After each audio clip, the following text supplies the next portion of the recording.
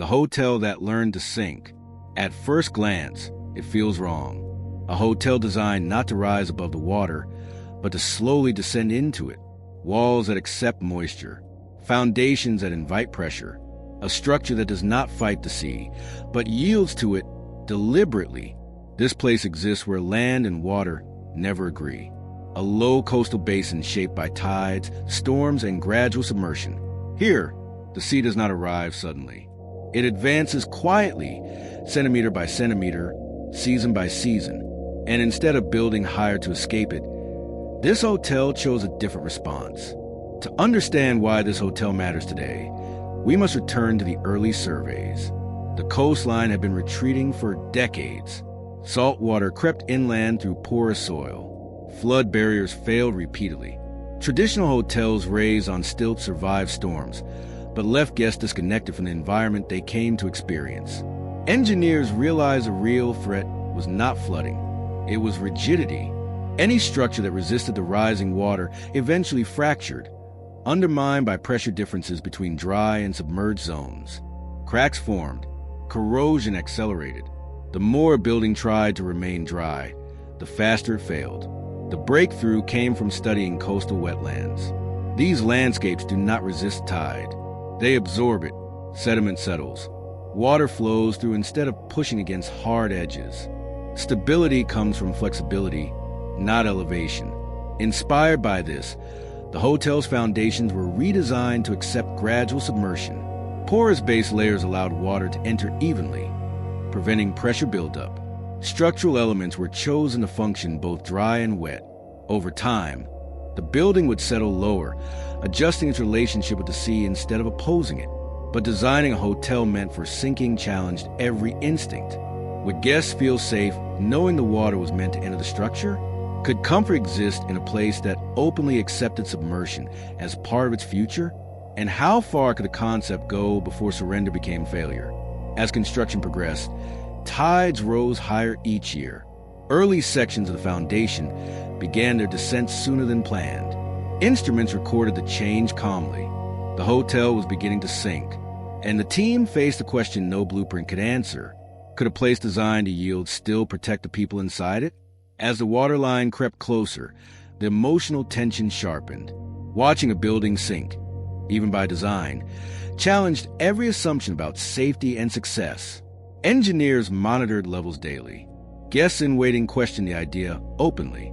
The sea, unmoved by doubt, continued its quiet advance. The first controlled submersion occurred during a seasonal high tide. Water entered the porous foundation exactly as intended, spreading evenly instead of surging. There was no sudden flooding, no violent pressure. The hotel settled a few centimeters, imperceptible to the eye, but unmistakable in the data. Inside, nothing changed. Rooms remained dry. Systems functioned normally. The structure redistributed load calmly, as if the water's arrival had always been expected. For the team, the relief was real but temporary. Salt is patient. As months passed, corrosion tests revealed early vulnerabilities. Metals age faster. Interfaces between wet and dry zones became critical points of stress. The sea did not attack. It infiltrated, quietly testing every material choice. The conflict returned in a new form. Some argued the sinking should be slowed, controlled more tightly, delayed. Others believed interference would reintroduce the very pressure imbalances the design aimed to avoid. The sea did not negotiate timelines. It only responded to resistance.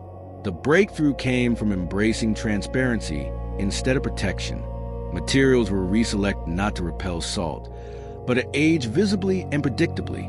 Certain areas of the foundation were redesigned as sacrificial zones, meant to degrade and be replaced without compromising the structure.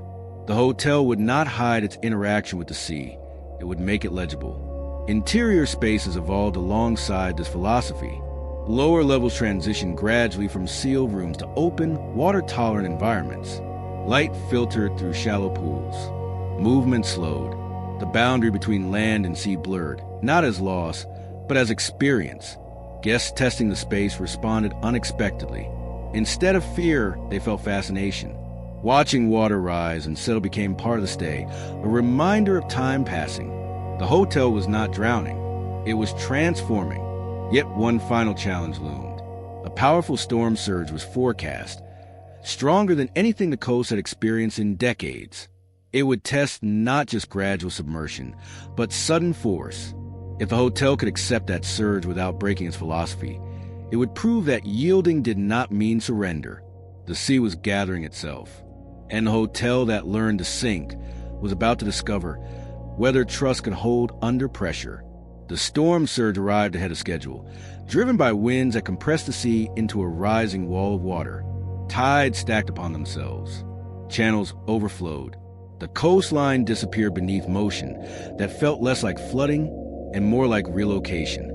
This was not the slow, patient rise the hotel had been designed around. This was force.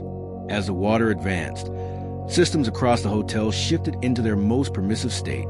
Barriers that once guided gradual entry now opened wider, allowing water to flow through instead of building pressure. Lower structures accepted submersion fully, releasing trapped air and equalizing loads before stress could concentrate. The sea entered quickly, and still, the building did not resist. Sensors recorded rapid descent across multiple foundation zones. The hotel sank several additional centimeters within hours, far faster than any previous cycle. Internally, systems compensated in near silence. Floors remained level. Structural elements redistributed load continuously. What could have become a catastrophic imbalance dissolved into motion. Outside, the landscape transformed. Familiar paths vanished. Shorelines redrew themselves in real time. The hotel, once clearly set against land, now appeared partially afloat. Neither ship nor building, but something between. Inside, the emotional experience was unexpected. Guests felt the change, not as fear, but as awareness. Water sounds deepened. Light refracted differently through lower levels. The building seemed to breathe with the tide, adjusting posture rather than bracing itself. What might have been panic became attentiveness. The conflict reached its peak when data revealed a hard truth. The surge had accelerated the hotel's long-term descent beyond original projections. Portions of the structure had entered a phase meant for years in the future. The design was holding, but the timeline had shifted. Debate erupted in the control room. Some argued for intervention once the surge passed, reinforcement barriers, correction. Others saw the danger clearly. Any attempt to reverse the descent would reintroduce pressure gradients that could fracture the structure. The sea had moved the calendar forward. The team faced a defining choice. They could try to reclaim height, or they could accept that the hotel had crossed a threshold and allow it to continue its descent honestly, adjusting the experience rather than resisting the reality. They chose acceptance. As the surge receded, the hotel settled into its new level. Lower zones transformed fully into amphibious spaces. Circulation patterns shifted upward. The building recalibrated itself, not as a retreat from the sea, but as a deeper engagement with it. The storm passed. The structure remained whole. But the hotel was no longer what it had been. It had learned something irreversible about yielding, and there was no going back. When the storm finally loosened its grip, the coastline did not return to what it had been. Water receded slowly, leaving behind a reshaped boundary where land and sea had renegotiated their terms. The hotel stood lower now, settled into its environment with quiet certainty that surprised even its creators. Inspections revealed no fractures, no hidden stress, no systems pushed beyond recovery. By yielding fully during the surge, the structure had avoided the violence that destroyed so many rigid buildings nearby. The sea had passed through it, not against it. The true climax revealed itself in the days that followed. As guests explored the recalibrated spaces, something profound shifted in their experience. Lower levels, once considered vulnerable, became the most contemplative areas of the hotel. Shallow water reflected light onto ceilings. Gentle currents traced the passage of time.